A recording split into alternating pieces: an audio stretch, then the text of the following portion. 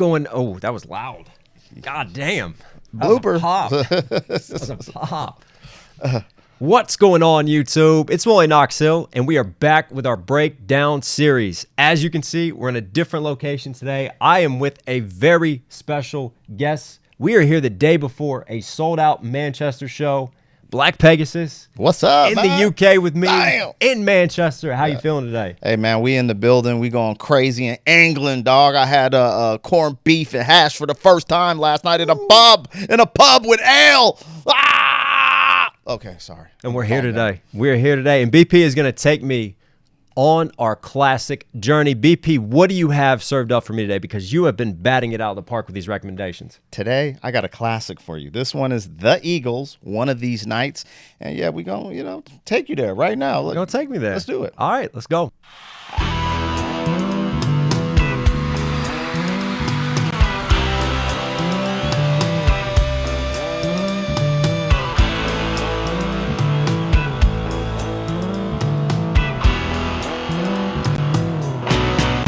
One of these nights, one of these crazy old nights, we're gonna find out, pretty mama, that turns on your lights. The full moon is calling, the fever is high, and the wicked wind whispers and moans. You got your demons, got desires, but I got a few of my own. Ooh, someone to be kind to in between the dark and the light. Those harmonies are smooth. I'm saying. I'll tell you what, initial reactions, again, I love the setting up of this, like the illustrative lyricism. Yes. Me. Talking about the full moon, I think I'm getting ready to howl at the night, and just like leaning into kind of those wicked ways and desires, and just the way that he's illustrating with the lyricism. Yeah. To set it up. Has like Hotel California had kind of like that darkness and that eeriness to it. Yeah. And for me, there's a little bit of that here. Yeah. As well, it's sprinkled in. I believe this was before Hotel California, so you're starting to see a glimpse into where they were going to go in their evolution. The one thing for me in this is all the sounds, because if you go back to some of their early stuff, some of the stuff I've been uncovering, they really did have like more of a country rock type of sound. But this, with the different guitar work and sounds that they're just from the beginning. Yeah. Yeah, it's smooth. And like, I think Hotel California did it too, but there's like sort of this parallel. Like this is kind of one of those that it gets your head nodding. It gets you into the swing. It's kind of got that light pacing. Yeah. But at the same time, you start thinking about just the lyricism underneath that, with just that little shadow under it. We're gonna find out, pretty mama, that turns on your lights. Bar. We're going to find out what turns on your lights.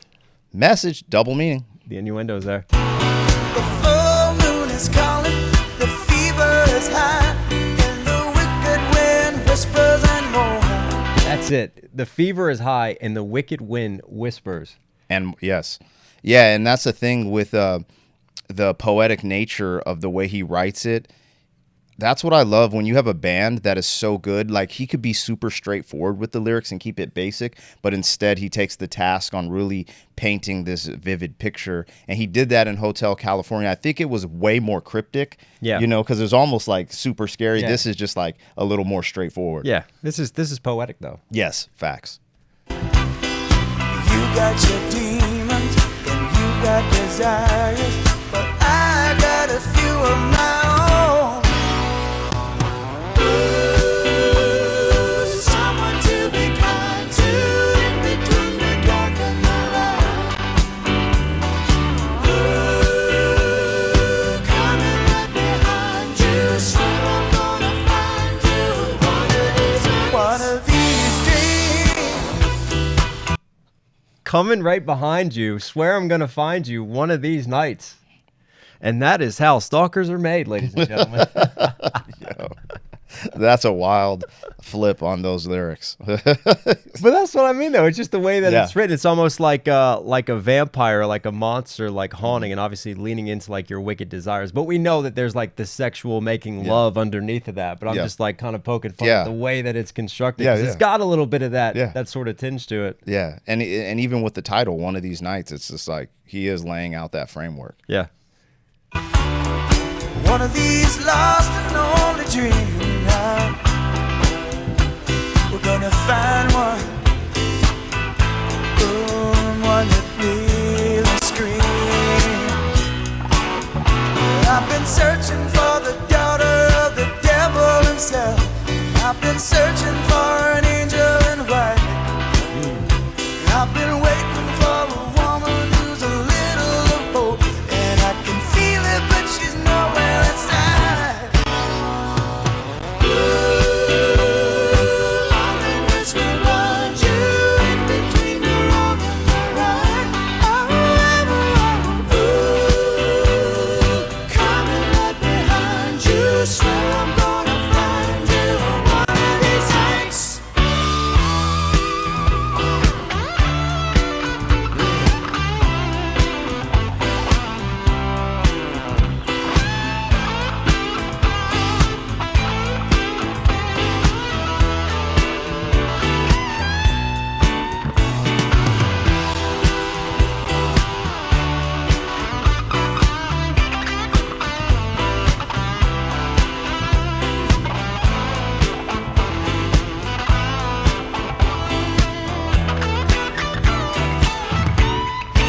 One of these nights. Love a good guitar solo that just looks so effortless. Yeah, And for me, again, coming back to the lyricism, he had the line about like screams and sort of screaming in bed. But again, also like we talked about sort of like that monster thriller yeah, language. And then he's looking for the daughter of the devil himself. Yep. And then an angel in white. Yes. And you know, in hip hop, we got, because he wants a little bit of both, yeah. right? A lady in the streets And a freak in the bed. and a freak in the bed. You know it. I knew you would know that one. Oh, that is crazy because like, so I kind of have to pull back a little bit because this is your reaction. I've heard this, so I don't want to get, gaslight or push you in a certain direction. But that's immediately what I was thinking. It was a perfect depiction because where he's going, you're kind of like, yo, dog, where are you going? But then he's like, he gives you the picture. It's like the yin and yang. He's looking, this is the perfect woman for me. She has some edge. She's ladylike, but she has an edge, da. The craziest thing though, and if you ever get into the weeds of Don Henley, so Don Henley's the drummer singing lead on this, but if you ever get into his backstory, bruh, it is wild. Really? He's a wild man. We'll just leave it at that. No shots fired, but he's a wild man to say the least. And it's just interesting. These rock guys from these eras, they have a lot of stories behind them. I feel like a lot of these lead rock vocalists are wild men. You could use to describe it. It comes out in the art and it comes out in the music. That's for sure. Sure. In between the dark and the light, coming right behind you, swear I'm gonna find you, get you, baby, one of these nights. I mean, coming right behind you, swear I'm gonna find you, get you, baby, one of these nights. So there's two ways to interpret that. The way you're interpreting it, and then you're at the club, you're at the dance floor. You know how like if she's turned away from you and kind of like grab the hips, turn them like, hey, let's dance type of thing. Did they grind anymore? Like that's in our time, when you used to get up and do the. Now they're and twerking. sing. I don't know Yeah, what they yeah, do, but I'm just, it's like subtle moves, like spinning a woman towards you where she wasn't facing you and just being like, hey, can I have this dance type of thing? That's what I'm hoping he meant. All I'm saying is OJ if the glove fits. That's all I'm saying.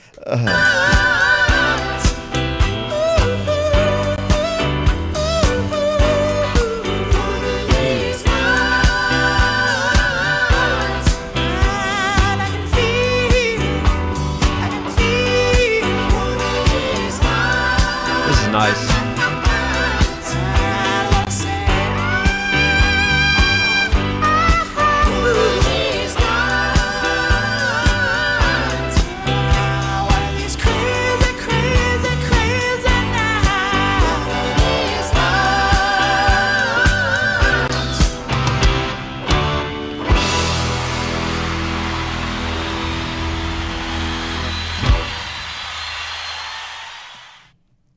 You know, we talk about live performances, and I always think it's a great measure of the truly best bands. Sure.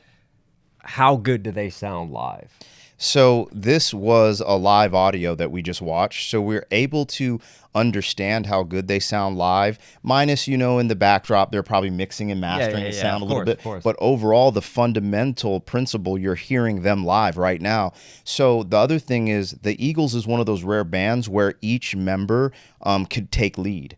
Yeah. And so when you're hearing them do these harmonies, this specific harmony... Those riffs were fun. Like, that was... Whew. Yeah, and it reminded me of something you'd hear the Bee Gees do at the end, but in the middle they did something different. And then Don Henley has a really unique voice where it's really smooth and sultry, but then he goes into those where they're in the back of your neck like the Bee Gees or however y'all singers do it. But it's just something I appreciate because typically Don Henley and Glenn Frey would take the lead on most of their big singles. However, all of them could take the lead. There's this song, I think it's Take It to the Limit, where Randy Meisner, he goes insane. You should check that out. Take It to the Limit? Yeah. But anyways, I'm not trying to gaslight, but these dudes are incredibly talented. That's why they are. Yeah.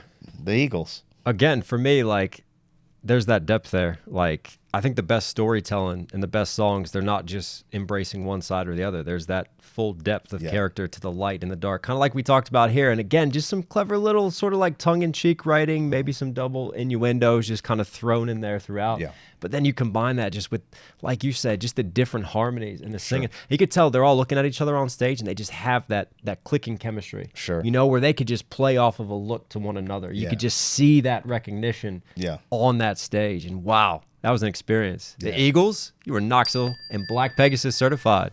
Listen, thank you as always for watching, guys. If you're here at the end, what are you doing? Hit that sub button with notifications on. Hop on over to BP's page. Go support him. All kinds of classic reactions. If you enjoyed this breakdown, I'll put his links down there. All right, everybody, stay safe, stay positive. Take care of this, take care of this. We'll catch you again.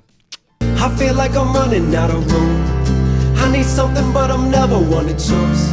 I tell myself it's just better when I lose. I turn to you, but I feel untrue. My baby, I need help. I know I'm crazy, I'm not well. I'm slowly breaking in my shell, but I can't do this by myself. So